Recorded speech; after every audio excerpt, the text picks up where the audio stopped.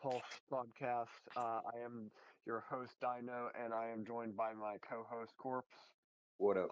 Also, Josh, whatever. Um, uh, so, um, we're just a week away now from the inauguration. Last time we had this, it was still 2024. We've had the election certification now, and a bunch of stuff has happened just over the past couple of weeks, so we're going to get into all of that. Um, the first thing that I kind of want to talk about is, well, it was one of the first things that happened, like right after last episode, which was the CR battle for the continuing resolution with the government shutdown threat looming. And that's always kind of a big deal, which they're going to have to deal with again in March. But at least they've kind of saved it off for now. But it's always a whole fucking battle for no reason because it's uh, do we want to send 100 million to this other country or do we want to, it's, but whatever. Um, uh, the original continuing resolution had $110 billion in spending, for those that don't know, and it was 1,547 pages. And it actually got so much backlash to the point where it never made it to the House floor, and they never even voted on it.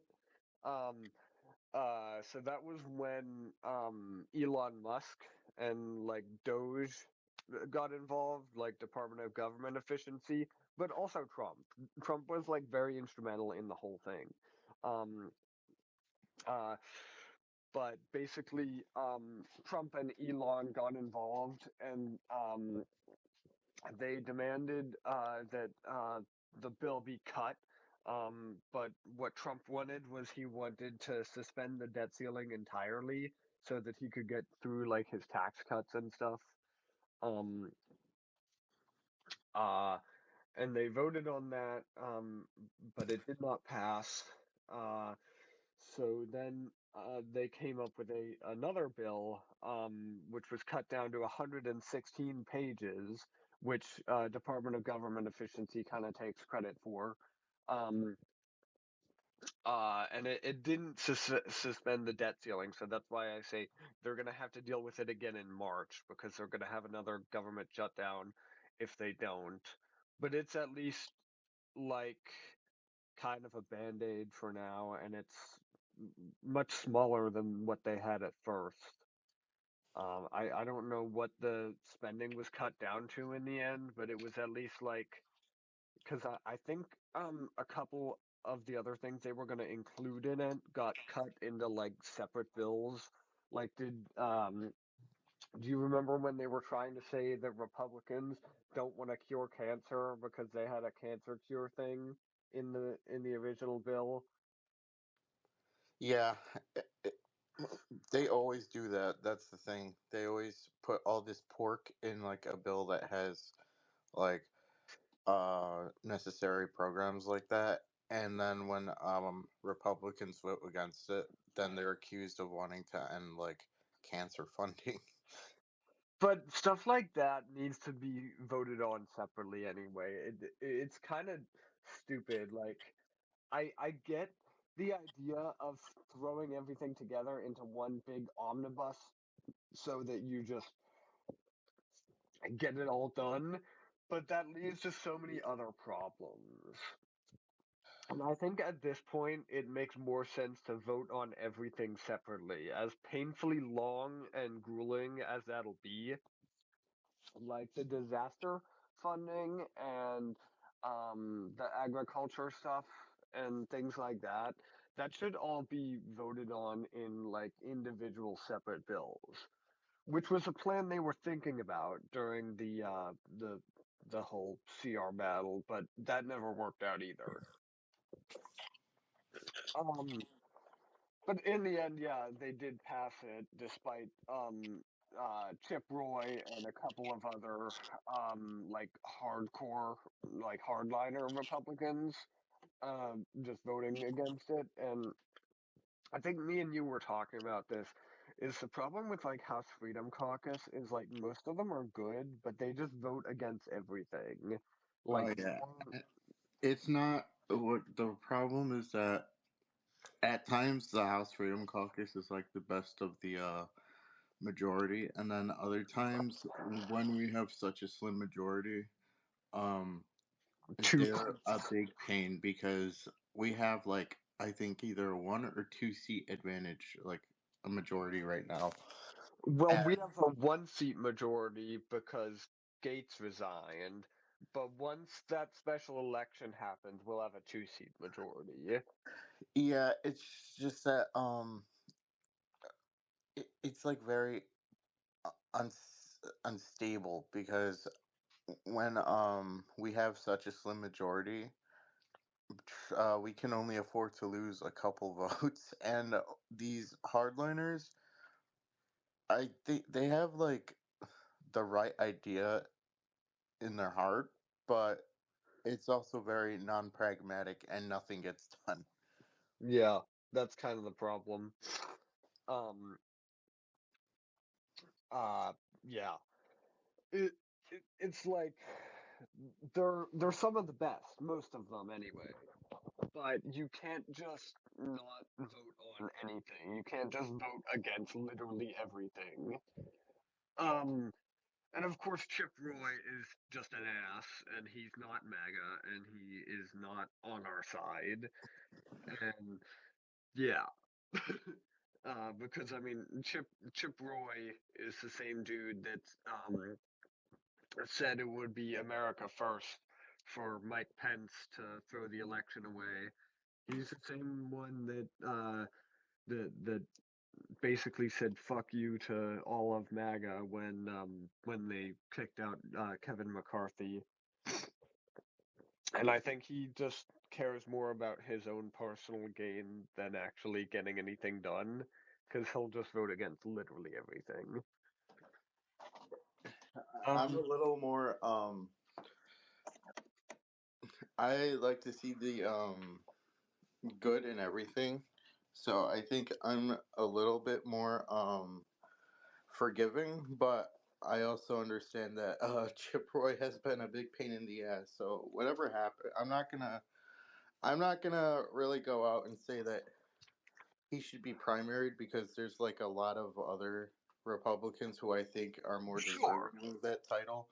But I'm also not gonna say like, oh, you better not do that or else I'm leaving the movement. Like whatever happens, happens at this point. Yeah. Um, I think like aside from like Tony Gonzalez and like the really shitty Republicans, like the fake, like the rhinos, we should try to target Thomas Massey and I um and yeah, Chip Roy.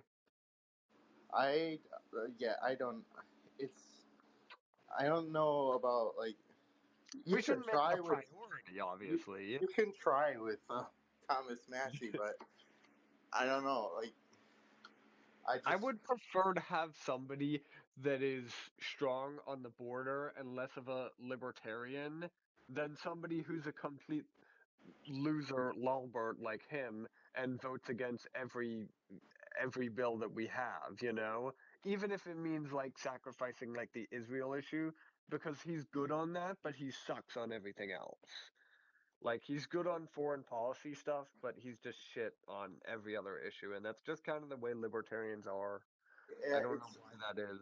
yeah, there's so basically there's factions to the Libertarian Party. There's the Mises Caucus and the Ron Paul Libertarians who are Oh yeah, yeah, those are the ones that are actually good. I mean, even a few of the Mises Caucus folks in the primary, in the Libertarian primary, they were advocating for the Libertarians to just put like Trump down because they're more pragmatic about their yeah. approach to everything.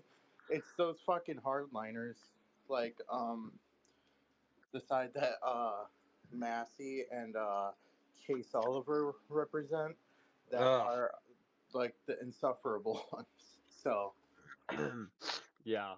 Fuck both of I them. I say we should be welcoming of the Mises Caucus ones, because I know a bunch of them who actually advocated for Trump in the election, but the other ones not so much, because they're like it's like they're not good. Yeah. Um, yeah, that was pretty much all I was gonna cover as far as the CR stuff though. Um, I think you wanted to talk a little bit about the January 6th committee, seeing as we had January 6th 4 years later, just last week. Oh, Um, yeah. Basically, um, what's I think their ultimate legacy is going to be a whole bunch of nothing, because I mean, if you see, their whole like goal was to recommend DOJ to indict Trump and like take him to like trial for everything, and to prevent him from becoming the president of the United for States again. insurrection and whatever, yeah. It didn't work. It failed miserably, actually. I mean, if you look at the poll numbers, it even shows that less people care about the January 6th issue in general, like, than anything else. Like, nobody gives a fuck about it anymore. Like, it was like maybe a big thing like 2 or 3 years ago, but now it's clear that people. I mean, with like the relaxation of censorship in some areas of the internet, I think people have saw like how, I mean, like, in the immediate aftermath, they saw it as like the lie that they told, like it was this self coup attempt and like a insurrection. But as Yeah. time went on, they saw with their own eyes that at worst, at the very worst, it was a riot that was contained within a few hours. Right. And the people who keep on saying shit about January 6th, like I saw someone the other day on Twitter who said that the Democrats should let Trump pardon the January 6th political prisoners because it would make him look bad. But everyone was telling them, like, hey, no one gives a shit about it anymore, because a lot of these people actually think that these people have are in there wrongfully. Like, they're in, I think they're in the DC jail or something. Yeah. You And know what's kind of ironic? I just want to interrupt for like 2 seconds. Is like the wing that they put the J6 prisoners in at the DC penitentiary is called the Patriot Wing, and I uh, just thought that's really ironic and hilarious. wait, was that named before the? Yeah, Oh shit! yeah. Yeah, I just think That's like I the most fucking ironic place to put these people. yeah, it's I, I just think that the whole January 6th thing, like, at the end of the day, was a huge waste of time and taxpayer money, because, I mean, Trump won.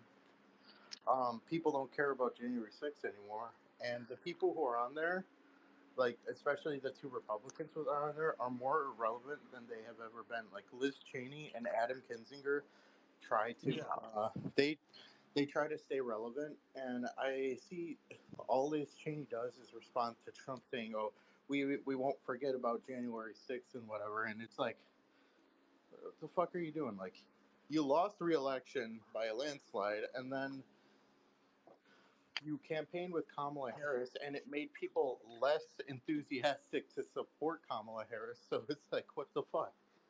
yeah.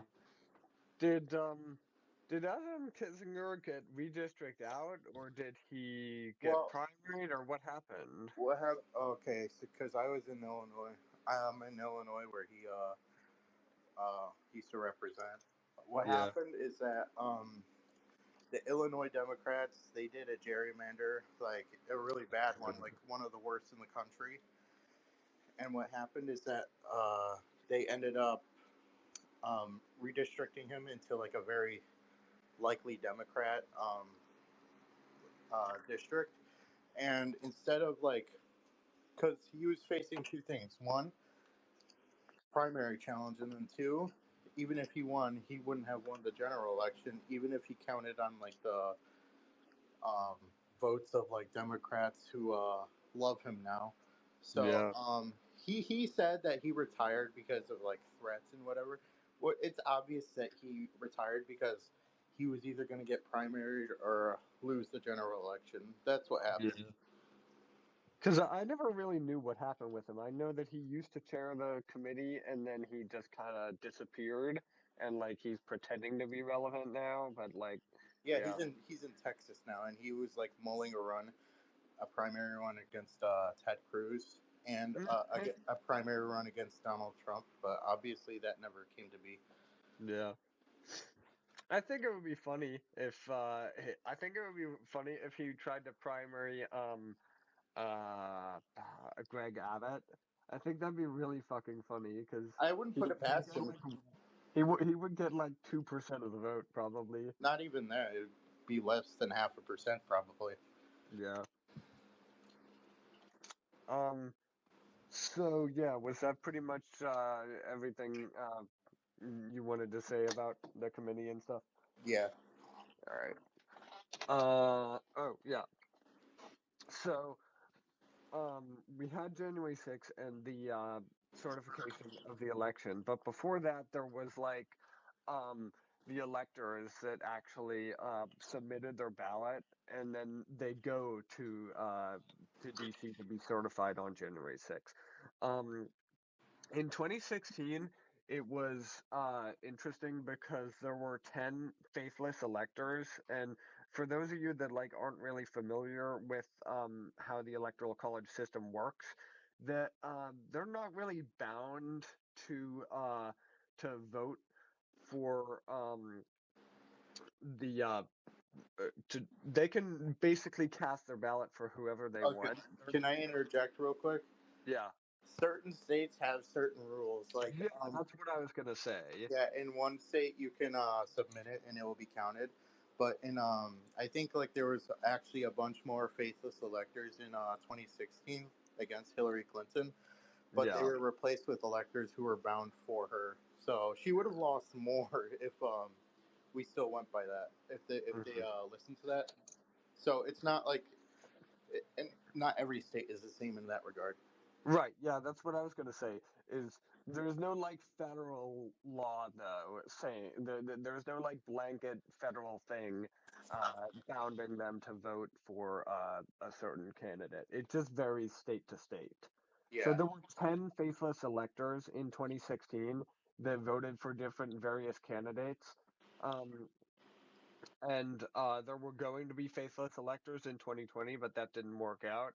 Um, so, unlike Donald Trump's last victory in 2016, where he had faithless electors against him, is that this time in 2024 there were zero faithless electors, which was kind of surprising, considering like that he won and that he got a second term. Like, I just thought there was going to be more of a battle to try and like delegitimize his election and try I to say that he's like a false president and this, that, and the other. So basically, I think this plays a part in like this. I I think it. How do I say this? It's I've noticed a pattern of sorts where, as time goes has gone on, I think Trump has become more and more accepted into like, He's mainstream now. yeah, Yeah. he is mainstream now, and I think that plays a role because if you notice, the protests against Donald Trump for his second term is not nearly as bad as it was in before his first term when he was a real wild card. Like, they didn't know. I think like those faithless electors in 2016, they just didn't know what he would do, so they cast their ballot for someone else. But I think now they're just like, they've kind of just accepted Trump. Yeah, and that's uh what was I gonna say? Yeah, it was kind of like edgy to be a Trump supporter in 2016, you know? Um, it was such like a, I don't know, like a fringe thing. It felt like to support Trump because like the the the loudest group of people were like anti-Trump, you know, and like there were a lot more protests and like um people violently rioting over him and stuff and like the march on Washington and yeah, it definitely seems like everything has shifted more like in his favor. So that's why I just kind of find it really impressive that he got zero faithless electors this time and there was no like big attempt to try and screw him over at all. Yeah, there was not even like there weren't any objections. I mean, I think like they were told by their like higher ups like don't even bother objecting because it's just going to be like the campaign Well, fodder it or also whatever. has to do with that stupid Electoral Reform Act that they passed after January 6th in 2021.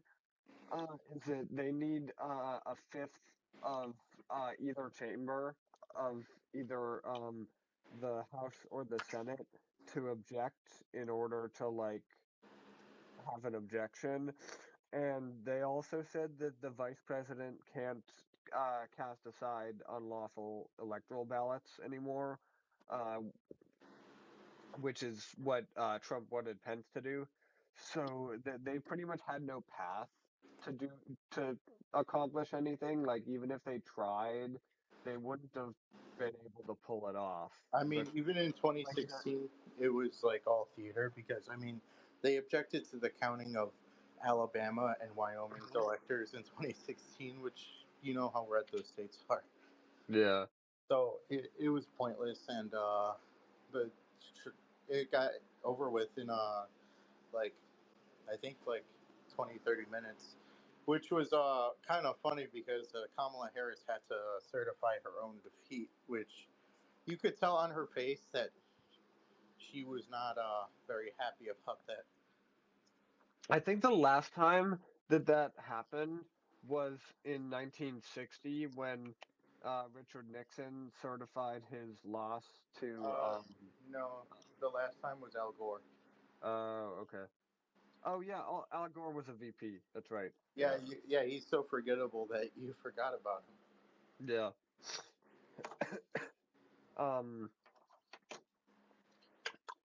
yeah.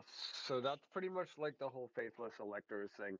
I just thought it was impressive because I guess nothing ever happens because I was really expecting a lot more to come out of that. But oh well. I do wish there was a liberal January 6th because that would have been hilarious. It would have been pretty funny. And I think they're still planning on like having a protest or something They're gonna do for the inauguration. they're gonna do a. It says they're gonna be a people's march on inauguration day, but I don't know if it's gonna be as big as it was in 2017. Yeah, it's not going to. That's what I'm thinking. It's just going to be like a small group of a couple people in their the you remember the pink beanies they had with the vaginas on them Oh and yeah, stuff? that was fucking stupid. Yeah, it's gonna be like those people again, and they're all gonna be fucking 300-pound whales. Yeah, Um, probably. I mean that one bitch from Texas is probably gonna be there. okay, so the next thing I wanted to talk about was shortly after the last episode, they released the ethics report on Matt Gates, which is something that when he was still, excuse me, being considered for attorney general, they were saying they would not release the ethics report on him, but they did it anyway, and there was pretty much nothing that came out of it because everybody, all of the supposed victims in the deposition admitted that Matt Gaetz never sexually assaulted them or trafficked them or anything. So there was pretty much like nothing there. Um, I don't know if you know more about this than I do. No, all I'm gonna Just say seen is parts that of it. I mean, yeah, like he didn't like do anything on paper, but I think they just didn't want this to be a huge distraction. So Yeah. that's why I don't think, I don't think at least that he did these things. Like I don't see it, but I also think that if he stood in Congress, or especially if he was still in consideration for Attorney General, then that's all you would hear about in the news, and it would be a setback to Trump's agenda going back in the White House. Right, yeah. Um, uh, I had this as a bullet point on here, but it's funny how much has changed like since I wrote all this down. Is that I was gonna say that it's likely that he gets appointed to the Senate now in place of Marco Rubio. But in light of things since then, I don't think that's gonna happen. No, Um, it's most likely going to be Moody. yeah, it's probably gonna be Ashley Moody or Corey Mills. Corey Mills seems very likely Uh, now as well. yeah, if not that, I think it. Corey Mills says that no matter what, I think he said he's going to run in Yeah. He tells 2026. me whoever gets appointed probably won't run for a second term. Yeah, they'll just finish Hopefully. Rubio's, or yeah, whatever. I don't think his. I think it's just a special election to fill the rest of his term. Yeah. So Um, we'll see. so, but it does seem likely that Matt Gaetz is going to run for governor because he keeps kind of hinting at it. Um, and I think the last poll said that like uh had him in front of everybody by like 30% or something crazy in the primary. Um, but Byron Donalds might also run, so that would be an ugly primary and one that I don't really want If to see if because he, I like both of them. I think as of right now, I support Byron Donalds for governor. I don't know if like if Byron Donalds announces first, then I don't know if Gates jumps in because I don't. I think I they're think on they're good terms. friends, yeah. So they, if one, so if like Donalds runs, I don't think that he'll that Gates will run. Yeah, and I think that's why Gates is kind of hinting at it. I think he kind of wants to keep like other MAGA Republicans out of the way so we don't get someone like Jeanette Nunez And or I, something. yeah, and I think he'll. I think he's just Or Casey DeSantis, God forbid. fuck. I I think he's just like I don't think he's saying anything mainly because he I think he's waiting to see what Donald says first. Yeah. Also, if Donald does win, will he be like the first black Republican governor or something? That's a good question. No idea, honestly. And I'm like holding my phone in the one hand, so I can't look it up right now or anything. But yeah, that's Maybe there was some like in the like back then, like when it was you know, the civil rights era of the Republicans, but I don't know. yeah. 1 second. That's just something I'd like to know. Let's see. Um, no, there has never been a black Republican governor of Florida. Damn. There was a black Republican lieutenant governor of Florida, Jennifer Carroll. Um, she was the first woman and black person to hold that office. But yeah, um, So I think yeah. he had something on there about his OAN show. Oh yeah, his One American News show. It's kind of a joke. I tried to watch a couple of episodes because like I have a subscription to One American News. at least like a free trial for the next couple of weeks. I'll probably cancel it though. The first episode was really funny, and like when I do the final edit, I'll put like a screenshot of this up in the video. Um, because he had like this really fucking weird makeup on. Like Yeah, he was trying to look like Trump. Like it was really orange. It was weird. It was really I weird. don't know. I like it. Once you see the when you see one of these like Republican or like MAGA commentary shows, you've seen them all, so I don't care too much for it, honestly. Yeah. That's the problem is he just sounds like everybody else. He's just saying the same boring talking points as everybody else on One America News. And it's stale, you know? I feel like he is destined for greater things, and I don't know why he's wasting his time there. But it's But probably like a side gig for now. Again, yeah, we'll see what happens with the governor's race, but I still think that as of now, I don't know. I don't think he runs. I think Donald runs. um, uh, but speaking of Gates, there was the speaker battle, very short speaker battle, this this year, and obviously that was a whole thing last time that took like what 21 votes. 15 votes for McCarthy, and then I don't know the exact number for Johnson the first time around in 2023, but Yeah, it did take a few. It did take a few ballots for that, but surprisingly, this only took one. yeah. I mean, there It, was like no votes, but they got resolved before the first ballot was over. yeah.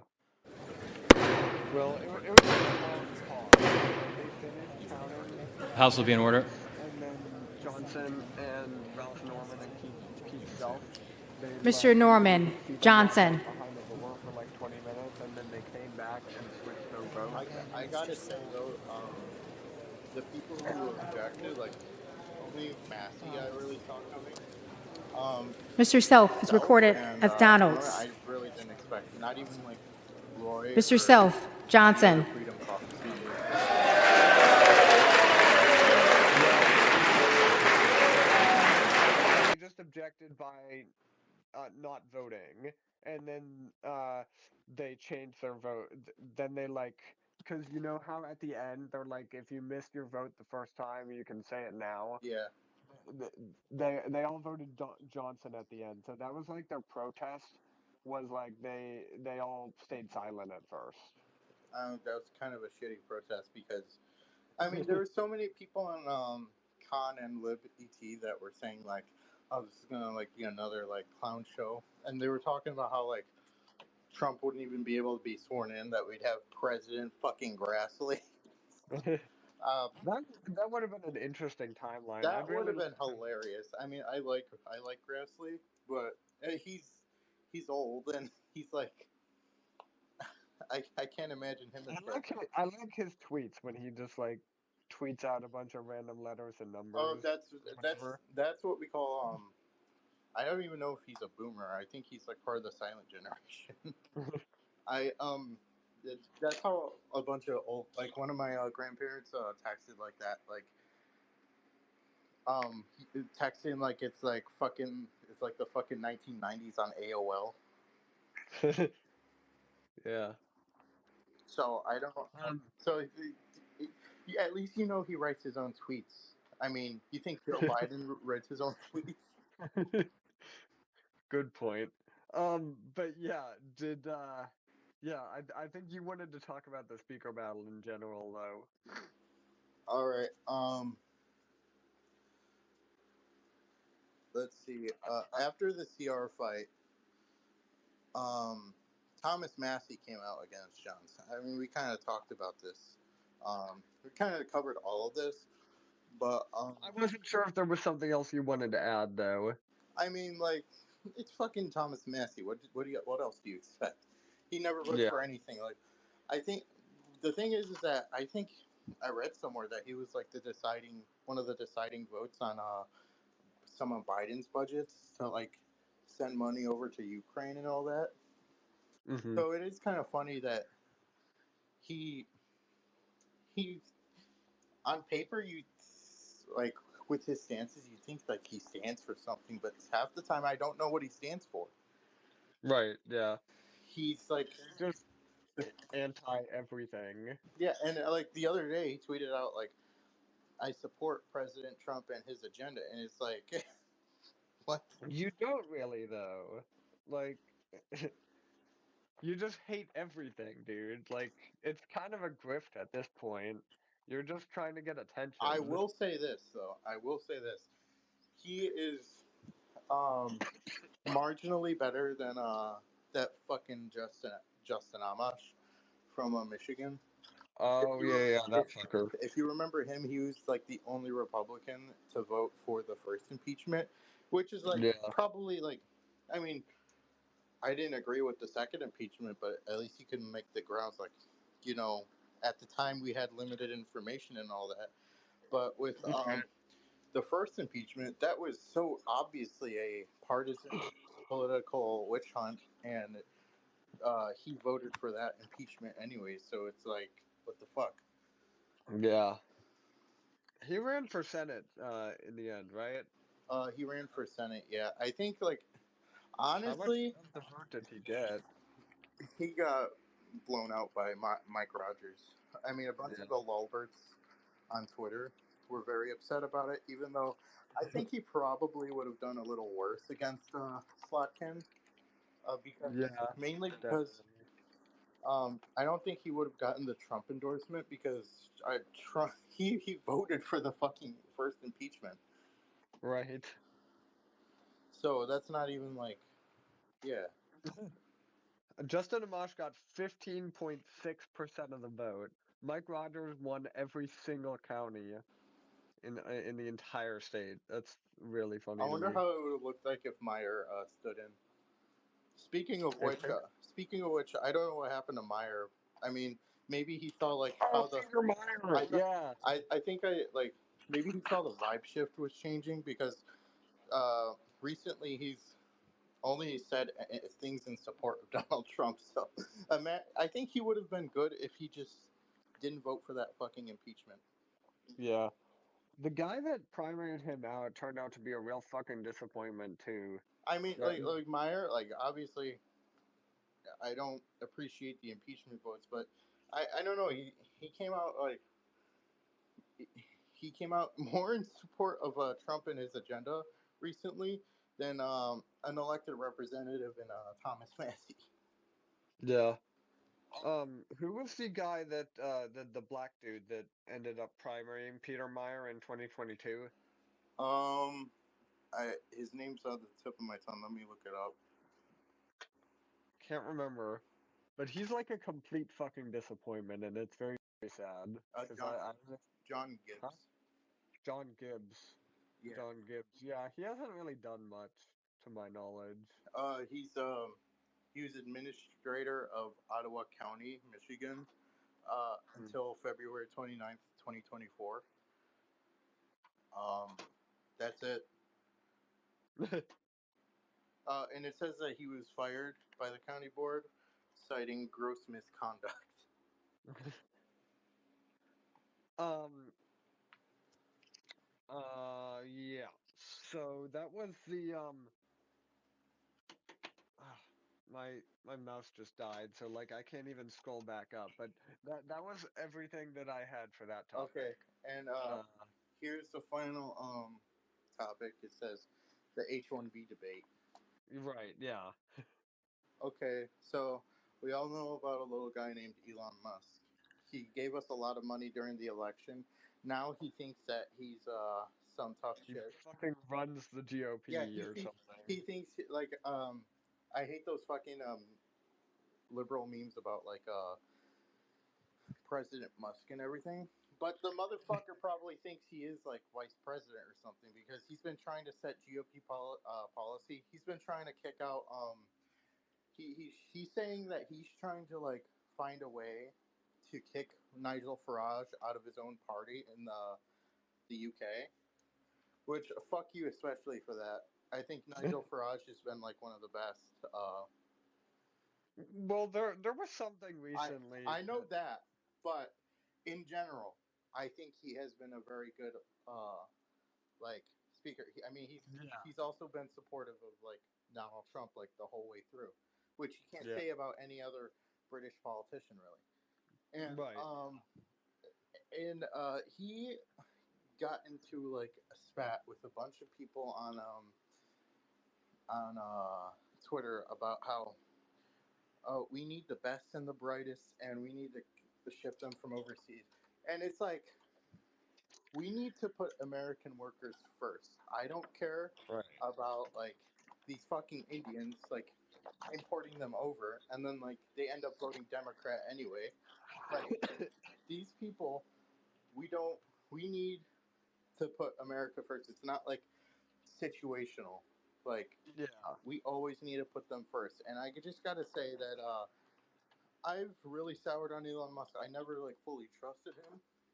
He brought like some like he made Twitter a little better, like with But then he made it way fucking worse yeah because he censored the entire debate on the H1B thing. And it's just, I don't think it's that crazy of a thing to say, like, we shouldn't import an entire country worth of people that aren't going to contribute anything. Like, yeah, okay, the best and brightest, but that's not what the H1B is used for. It's very easily manipulable, and in fairness, manipulated. Um, and in fairness to Elon, is he kind of like backtracked what he said, and he changed his stance to like saying we need a complete overhaul of the H1B. But I don't think reform is really the answer here. I think we should just axe the whole thing. I don't think it's a necessary program, and I don't think it's crazy to say that we shouldn't import an entire country. You know, yeah. we And don't need to be importing the third world. it's Donald Trump. I really hope he does not have. I hope he doesn't listen to every little thing that Musk says. I mean, Trump unfortunately came out about like the H1B, but when you look more into it, it turns out that this He wasn't. He was very vague about the whole thing. He because didn't what the directly say foreign anything. workers program that he uses, that's not H1B as far as I'm concerned. Like Yeah, they're not. that's O1 or whatever, right? Yeah. I think it's like because like H1B, I think is like isn't that like tech workers and stuff? Or I don't know. I'm not too sure, but all I know is that I saw something like shortly after the debate began that Trump doesn't even use that H1B. Yeah, His migrant like workers program is like something completely different. right. And I just hope that Vance Miller Vance and Miller. Harmon. Yeah, I hope they like bring him in the, like a fucking room and like tell him how things are really going to be run in the second Trump administration. Yeah. That's why I think Vance is like was a really perfect pick for Trump for uh for vice president is because Vance is like such an upgrade. He's like the future Trump, you know. Mm-hmm. And I think he's a lot more of like he's like the Overton window shift, you know? Like everything he thinks is basically just Trump's view shifted slightly to the right. And I think that's like And no, I but it don't care. also And no, I sorry. do not care that his wife is an Indian. Yeah, I don't care about that either. Like if you want to have an Indian wife, dude, go for it. If you want to have a Mexican wife, dude, like I don't really give a Yeah, shit. that's because that's the main thing. Like the Groypers were like saying, like he's not really America first because he married an Indian. And He's a race mixer. if you look at his life story, she actually helped him through very like dark chapters of his life. So of course he's gonna love her. It's not Yeah, like, right. and it's not like he's letting like, as far as I know, he's not like letting her like influence anything. Like she seems to be a very supportive wife. Yeah. Well, the one thing that they tried to use against Vance was they brought out an old picture where he is in like a ceremonial like Hindu robe or something, and he's got like the Hindu red dot on his forehead. Yeah. So they tried to say that like he's India first or whatever, Uh huh. but same thing. Like I don't give a He's shit. he. I mean, he converted in 2019 from whatever he was before to Catholicism, so Mm, it's not like he changed his religion to like Hinduism or whatever. yeah. Um. Yeah, I think that pretty much covers everything. Um. So yeah. Thank you all for listening. This will be up on Spotify and YouTube shortly after I'm done recording this. And I will probably see all of you again on January 20th, the inauguration. We're going to try to do a special that day, like right after the inauguration. So stay tuned for that to come out. And yeah, I'll see you all then. All right, see you guys.